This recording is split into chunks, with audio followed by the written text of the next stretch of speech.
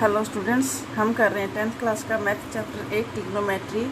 तो इस वीडियो में हम करेंगे 8.2 का क्वेश्चन नंबर सेकंड। तो क्वेश्चन सेकंड में ऑब्जेक्टिव टाइप क्वेश्चन आपको गिवन है। तो यहाँ पे फर्स्ट पार्ट में आपको दिया है 2 10 30 1 + 10 स्क्वायर 30। तो इसकी वैल्यू क्या आएगी, ऑप्शन में से आपको बताना है।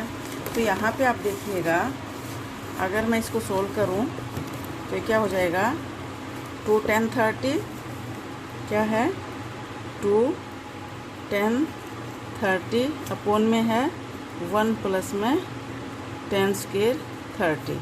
तो 10 30 की वैल्यू क्या होती है आपको पता है। 10 30 की वैल्यू होती है क्या, 1/√2 इंटू में 1/√3 10 30 की वैल्यू।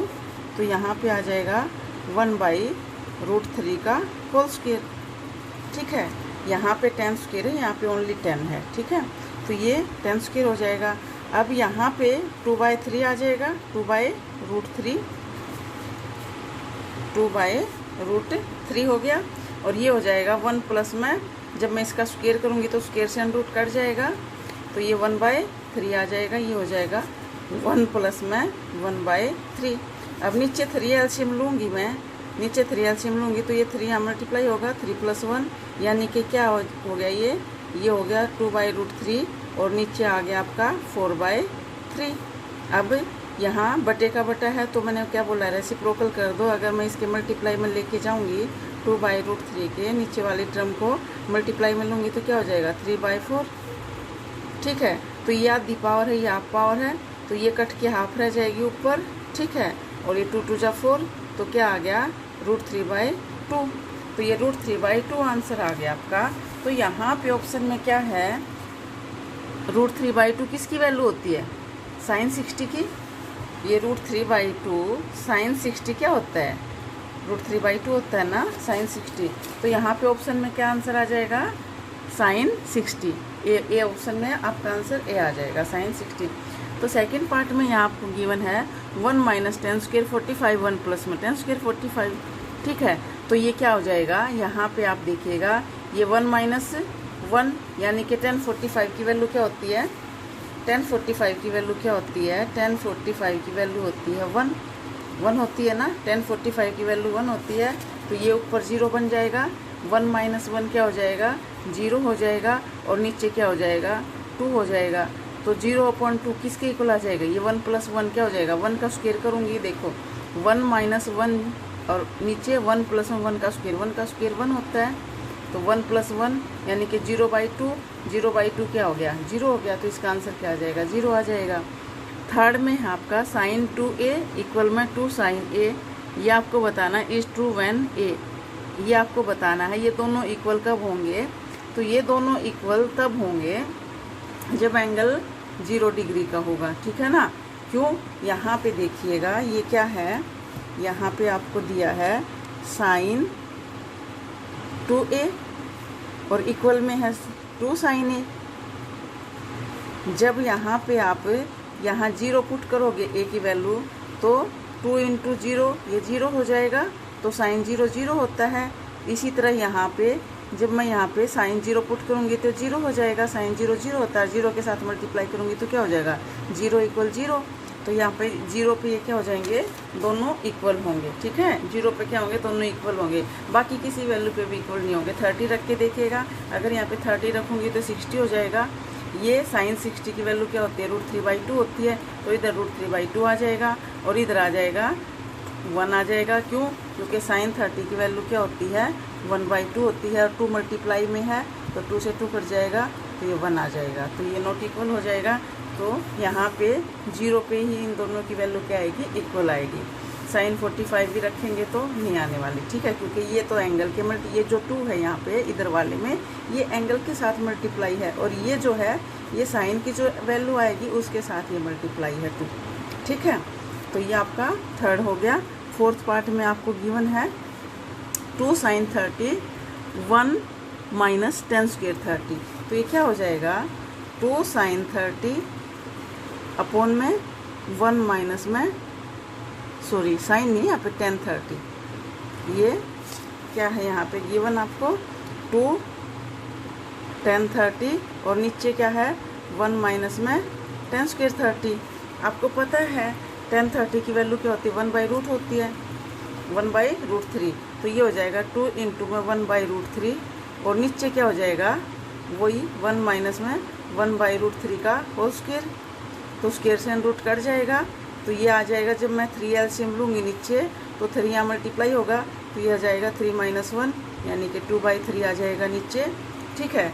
और ऊपर क्या आ जाएगा 2/√3। तो ये आपका आ जाएगा 2/√3, तो ऊपर आ जाएगा ये 2 इंटू में क्या है यहाँ पे, ये 2 इंटू में 1/√3 तो ऊपर आ गया, और नीचे आ गया आपका 2/3, नीचे आपका 2/3 आ गया। तो ये क्या हो जाएगा 2/√3 और नीचे 2/3। जब इसको ऊपर लेके जाऊंगी इसके मल्टीप्लाई में तो 3 ऊपर चला जाएगा, तो ये हो जाएगा 2/3 इंटू में ये √3 है यहाँ पे, और ये 3 ऊपर चला जाएगा, इसका रेसिप्रोकल हो जाएगा, और ये हो जाएगा 3/2। तो ये कट जाएगा, ये आधी पावर, ये पूरी पावर है, तो ऊपर आधी पावर घटाऊंगी तो आधी पावर रह जाएगी, 2 से 2 कट जाएगा, यानी कि √3 आंसर आ जाएगा। तो √3 किसकी वैल्यू होती है, ये √3 हो किसकी, tan 60 की वैल्यू क्या होती है, √3 होती है। तो यहाँ पे tan 60 की वैल्यू क्या हो जाएगी, √3। तो यहाँ पे tan 60 आपका आंसर आ जाएगा, ठीक है। तो tan 60 आपका आंसर आ जाएगा। अगला जो है थर्ड क्वेश्चन में आपको गिवन है, यहाँ पे थर्ड में आपको दिया है if tan a + b = √3/3 and tan a - b 1/√3, और एंगल आपको दिया है 0 से बड़ा a + b जो एंगल है, ये a + b जो एंगल आपको गिवन है वो 90 या 90 से छोटा, यहाँ पे लेस देन इक्वल बोला है, 90 में 90 हो सकता है और 90 से छोटा हो सकता है, और 0 से बड़ा हो सकता है। 0 नहीं हो सकता क्योंकि यहाँ पे इक्वल का साइन नहीं लगा है, सिर्फ लेस देन का साइन लगा है, ठीक है। और ए जो एंगल आएगा वो बी से बड़ा होगा, ठीक है। तो आपको फाइंड करना है ए और बी। आपको क्या फाइंड करना है, आपको ए और बी फाइंड करना है। तो यहाँ पे क्वेश्चन नंबर 3 हो जाएगा आपका। क्वेश्चन नंबर 3 में आपको क्वेश्चन 3 में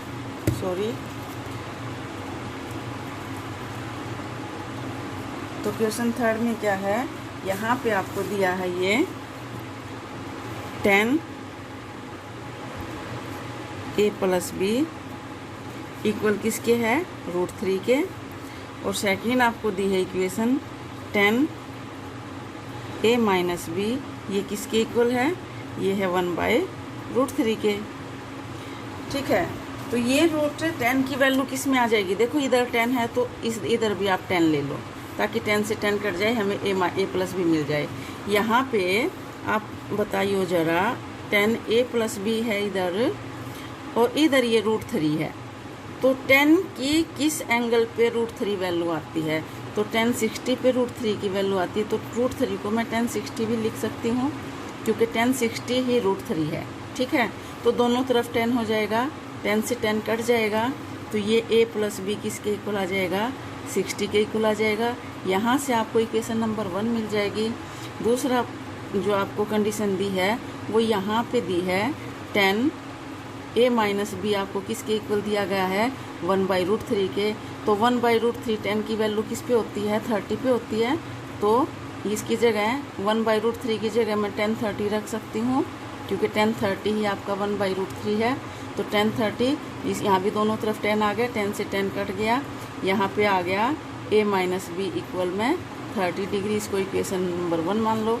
यहाँ पे a + b है, यहाँ पे a - b है, दोनों को ऐड कर दो, एडिंग 1 और 2 दोनों को ऐड करेंगे हम, 1 और 2 को, तो ये क्या हो जाएगा, a + b इक्वल में 60 डिग्री, और यहाँ पे a - b इक्वल में 30। तो यहाँ पे जब मैं इनको ऐड करूँगी, ये प्लस का है, ये माइनस का कट जाएगा, a प्लस के हैं दोनों, तो 2a हो जाएगा, और ये हो जाएगा 90। तो a आपका किसके इक्वल आ गया, a आपका आ जाएगा 2 पे कट गया 45 पे, तो 45 डिग्री। a कितना आ गया, 45 डिग्री। अब a की वैल्यू मैं किसी भी एक में रख सकती हूँ। अगर a + b में इसमें मैं रख दूँ a की वैल्यू, तो ये 45 डिग्री प्लस में b इक्वल में 60 डिग्री हो जाएगा, और b क्या हो जाएगा, 60 डिग्री माइनस का 45 डिग्री, 45 इधर जाके माइनस का हो गया, तो बी की वैल्यू आपकी कितनी आ गई, ये आ गई 15 डिग्री। ठीक है, यही कंडीशन यहाँ पे बोली गई थी कि जो ए है एंगल वो बी से बड़ा होना चाहिए, और ये ए प्लस बी जो है दोनों 90 या 90 और 0 के बीच में होना चाहिए। अब आप मुझे बताना बी छोटा है ए से, यानी कि ए बड़ा है बी से, जैसे मर्जी बोल दो आप, और इन दोनों का सम करेंगे तो कितना आएगा, 70 आएगा, जो 90 से छोटा है। 70 नहीं सॉरी 60 आएगा। ठीक है ना, तो इन दोनों का सम कितना आएगा, 60 आएगा। तो यहाँ पे आपका थर्ड क्वेश्चन हो गया complete.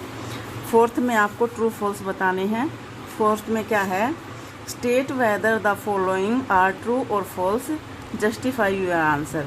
Sign A plus B, sine A plus sine B, ये क्या इक्वल है, ये इक्वल नहीं है। क्यों, क्योंकि साइन ए प्लस बी किसके इक्वल होता है, साइन ए प्लस बी जो होता है वो होता है साइन ए कोस बी प्लस कोस ए साइन बी। ठीक है, इसके इक्वल होता है, और यहाँ पे आपको इक्वल के साइन में दिया है साइन ए प्लस में क्या दिया है, साइन बी। ये किसी भी एंगल में इक्वल नहीं है। ठीक है ना तो यहाँ पे साइन ए प्लस में साइन बी दिया है, और ये साइन ए प्लस बी किसके इक्वल होता है, इसके इक्वल होता है। अगर आप इनकी वैल्यू लेके भी सोल्व कर सकते हो। यहाँ पे ए की वैल्यू अगर मैं 30 ले लूँ, बी की वैल्यू मैं 60 ले लूँ, तो साइन 30 प्लस 60 क्या हो जाएगा, 90 डिग्री हो जाएगा। तो साइन 90 की वैल्यू क्या होती है, 1 होती है। और इधर मैं साइन ए 30 डिग्री में रखूँ, ये साइन 30 हो जाएगा, और ये साइन 60 हो जाएगा। साइन 30 की वैल्यू क्या होती है, 1/2 होती है, 60 की होती है √3/2 होती है।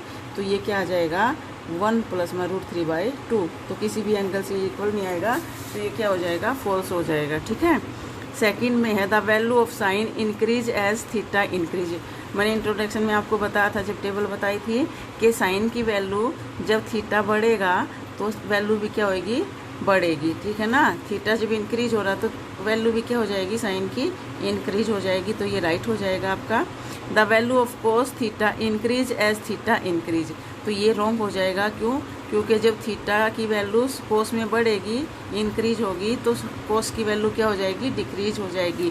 क्यों, कोस 0 पे 1 होता है, 90 पे 0 होता है। ठीक है ना, तो ये क्या हो जाएगा, आपका रॉन्ग हो जाएगा। यहाँ पे फोर्थ पार्ट में आपको गिवन है sine theta is equal to cos theta for all value of theta.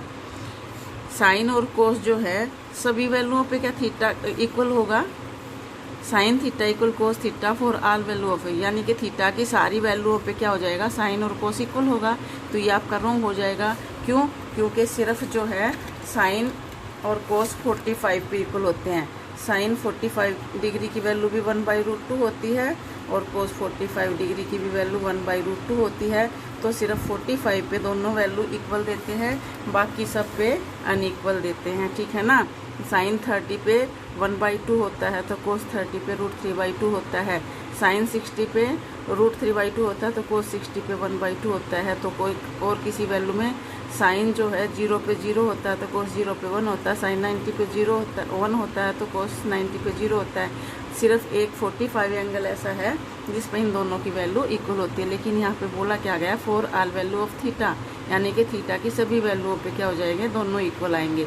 तो ये रॉन्ग हो जाएगा आपका। ठीक है, यहाँ पे है cot A is not defined for A is equal to 0। यदि ए 0 है तो ये नॉट डिफाइन हो जाएगा। क्यों, ये ठीक है, क्योंकि ये राइट हो जाएगा, क्योंकि tan 0 पे क्या होता है, 0 होता है। tan 0 पे क्या होता है, 0 होता है। और कोट जो है, कोट जो होता है 1/10 होता है। तो 1/10 का मतलब क्या हो गया, 1/0, और 1/0 क्यों नॉट इज इक्वल टू 0। ठीक है, अगर अपोन में 0 आ गया तो इन्फिनिटिव वैल्यू देगा। ये क्या देगा, इन्फिनिटिव वैल्यू। ठीक है ना, तो इनफाइनाइट वैल्यू नॉट डिफाइन होती है। समझ में आ गई बात है क्या। 1/10 थीटा कोट थीटा होता है, यानी कि 10 का उल्टा, 10 का जो रेसिप्रोकल होता है कोट थीटा होता है। और tan 0 पे क्या हो जाएगा, 0 हो जाएगा। tan 0 पे क्या हो जाएगा, 0 हो जाएगा। तो 1/0 की क्या होता है, इनफाइनाइट वैल्यू होता है। तो इनफाइनाइट वैल्यू क्या हो जाएगी, नॉट डिफाइन हो जाएगी। तो ये आपका क्या हो जाएगा, राइट हो जाएगा। तो ये आपकी 8.2 एक्सरसाइज होगी कंप्लीट। नेक्स्ट वीडियो में करेंगे हम अगली एक्सरसाइज। उससे पहले कुछ थोड़ा सा और इन्फॉर्मेशन देंगे हम आपको। तो ये था आपका 8.2 कंप्लीट। तो थैंक यू वेरी मच। अगर आपको मेरी वीडियो पसंद आ रही तो प्लीज़ लाइक कर दीजिएगा, शेयर कर दीजिएगा। Thank you very much.